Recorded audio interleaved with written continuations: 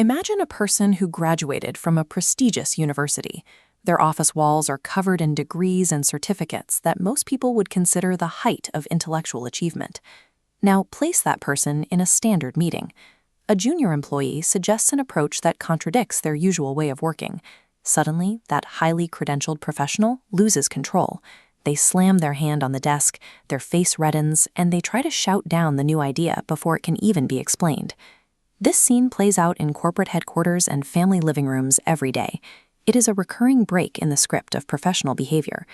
It raises a specific question.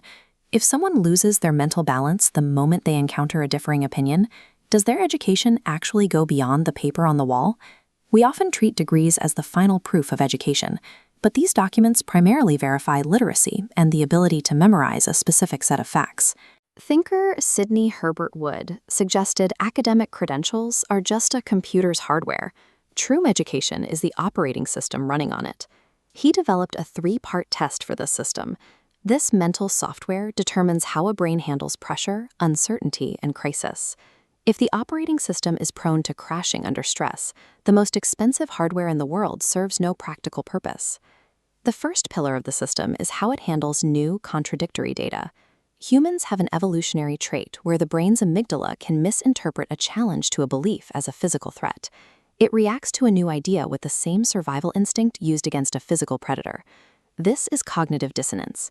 By identifying with beliefs, any challenge to them feels like a threat to our existence. An educated mind bypasses this. It places the new idea in a mental lobby, a segmented space for inspection without triggering a defensive response. This is the art of entertaining a thought. You analyze its logic and evidence objectively, without taking its presence personally. If the idea is found to be irrational, it can be dismissed. But that dismissal happens through analysis, not through an emotional outburst. Intellectual security is the capacity to hold two opposing ideas simultaneously while remaining emotionally stable. Moving an idea from the mind into the world requires collaboration. This leads to the second pillar, navigating human interaction. We often treat labels like introvert or extrovert as biological destinies, fixed categories we are born into. Wood viewed these labels as defense mechanisms. They function as masks used to avoid the vulnerability inherent in being judged by others. Social exhaustion often stems from the cognitive effort required to maintain this defensive mask, rather than the simple act of talking to people. When someone who feels introverted enters an environment where they feel psychologically safe, their social behavior often shifts immediately. They become expressive because the need for the protective mask has vanished. An educated person focuses on the emotional filters of others. They communicate with an awareness of how their words will be received, aiming to build understanding rather than conflict.